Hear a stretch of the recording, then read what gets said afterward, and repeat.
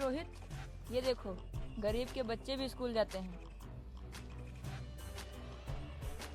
हाँ यार, इन साले गरीबों को ऐसा लगता है ये पढ़ लिख कर आईएएस पीसीएस बन सकते हैं। हाँ यार, बात तो तेरी सही है।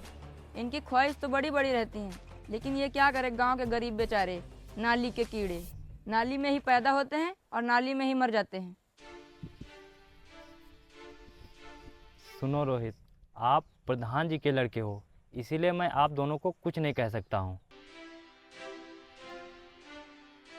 अगर ये प्रधान जी के लड़के ना होते तो भी तू हम लोगों का क्या कर लेता। हाँ, सही बात है। हम गरीब लोग कहाँ अमीरों का कुछ कर सकते हैं। लेकिन एक बात याद रखना, जब गरीब लड़का किसी चीज़ को ठान लेता है ना, तो उसे करके ही छोड़ता है। अच्छा, तो तू ये कहना चाहता है कि तू एक आईएएस ऑफिसर बनेगा? हाँ, मैंने आईएएस ऑफिसर बनने का ठान लिया है।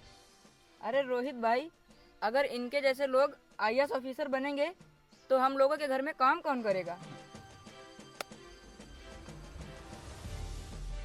हाँ, मैं बनूंगा आईएएस ऑफिसर, और तब आप लोगों की आपकी औकात याद दिलाऊंगा। साले तू गरीब, हम लोगों को हमारी औकात दिखाएगा तू? चल निकल यहाँ से। आज तुमने मुझे थप्पड़ मारा है, देखना मैं इसका बदला तुमसे आईएएस ऑफिसर बन के लूंगा।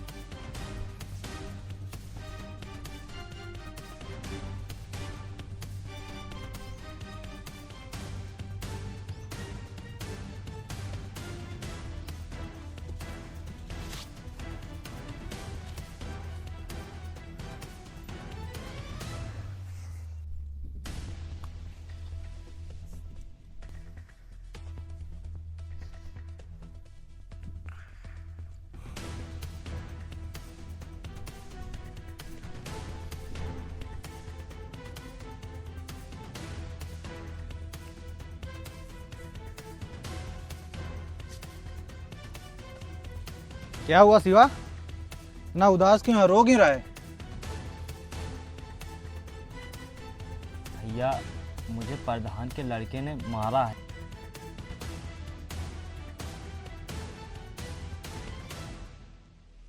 प्रधान का लड़का ये सब बोलेगा? तू चल मेरे साथ। नहीं भैया, आपको मेरे सर की कसम है, अगर आपने प्रधान के लड़के को कुछ कहा भी तो। लेकिन क्यों? मैंने कहा है उससे कि मैं तुझसे बदला लूँगा, लेकिन एक आईएएस ऑफिसर बन के। भैया, क्या आप मेरी मदद करेंगे आईएएस ऑफिसर बनने में? देख शिवा, ये तो मालूम नहीं तू आईएएस ऑफिसर बन सकता है कि नहीं, लेकिन हाँ, तू मेरी मदद से आईएएस ऑफिसर बन सकता है तो फिर मैं तेरी ज़रूर मदद करूँगा। तो फिर बोल शिवा, मैं तेरी मदद कैसे करूँ?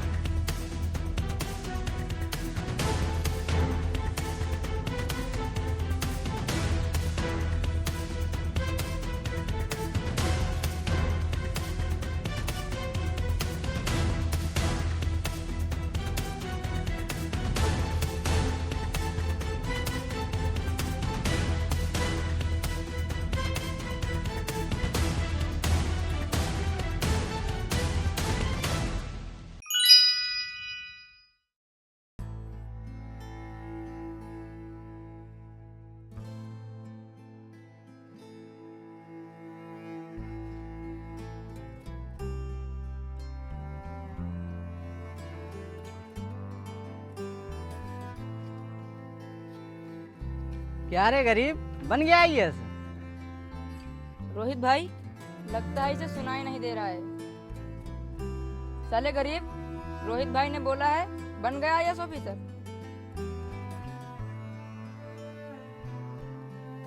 रोहित भाई, लगता है ये पिछली बार की मार भूल गया है ये। मैं कुछ नहीं भूला हूँ, मुझे सब कुछ याद है, लेकिन लगता है तुम दोनों अपनी औकात भूल गए हो।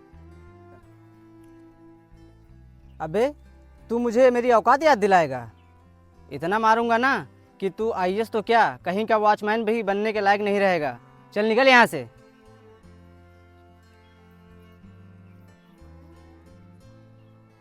आर्यन भाई चलो चलते हैं। चलो ठीक है। बैठो।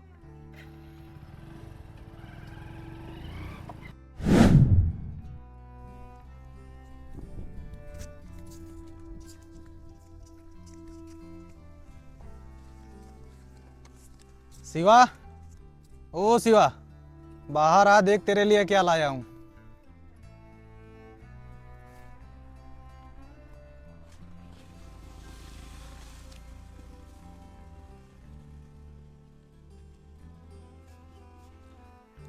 देख तू अब मन लगा के पढ़ाई करना, ठीक है? ठीक है भैया, मैं मन लगा के पढ़ाई करूँगा। ठीक है शिवा, मुझे और भी काम है, मैं देखता हूँ।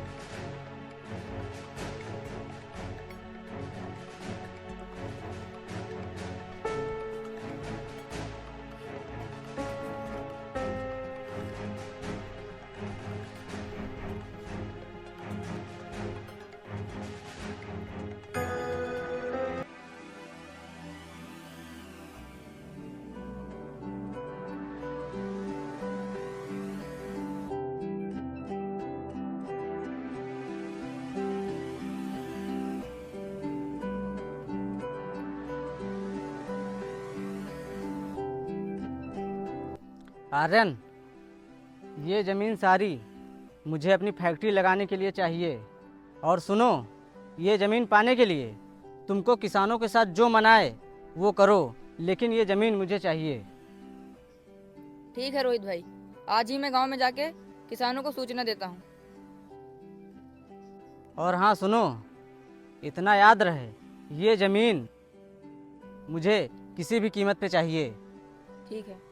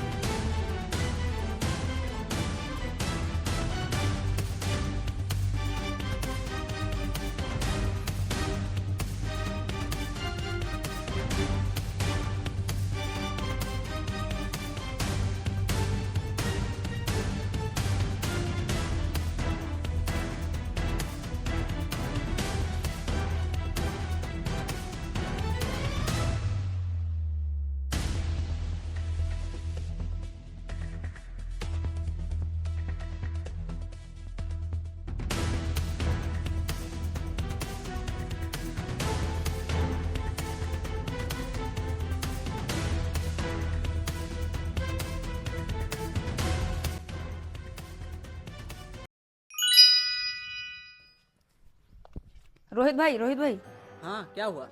हमने जो गांव के किसानों से जबरदस्ती जमीन लिया था ना, हाँ हाँ, क्यों, क्या हुआ? कोई नया आईएएस ऑफिसर आया है, वो अपनी फैक्ट्री बनने नहीं दे रहा है और किसानों ने केस भी कर दिया है। क्या ऐसी बात है? चलो अभी मैं उस आईएएस ऑफिसर से मिलना चाहता हूँ।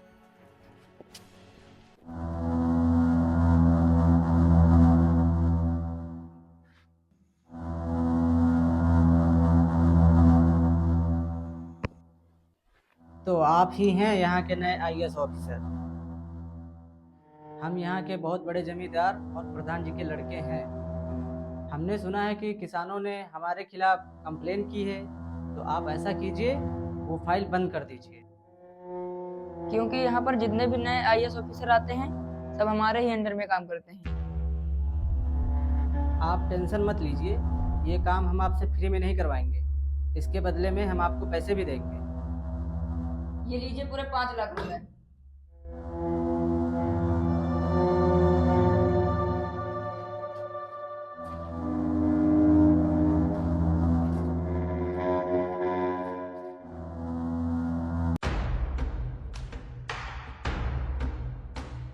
अरे शिवा, तुम यहाँ?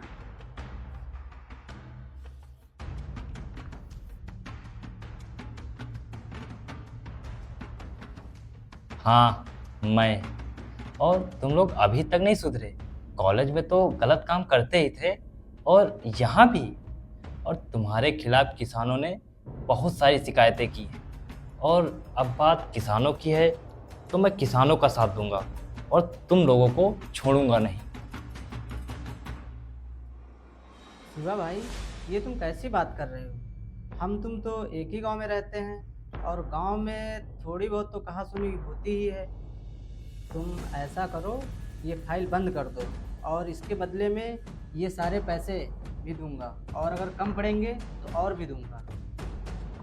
वाह, तुम लोगों को अब मुझे यहाँ देख के पुराने दिन याद आ रहे हैं। और रही बात मुझे खरीदने की, तो वो तुम लोगों की औकात नहीं है। सर, आपकी दुश्मनी तो इनसे है, आप मुझे छोड़ दीजिए। तुम लोग अब कहीं नहीं जा सकते, क्योंकि तुम लोगों के ऊपर पहले तो फ्रॉड का केस लगेगा और दूसरा मुझे रिश्वत देने का।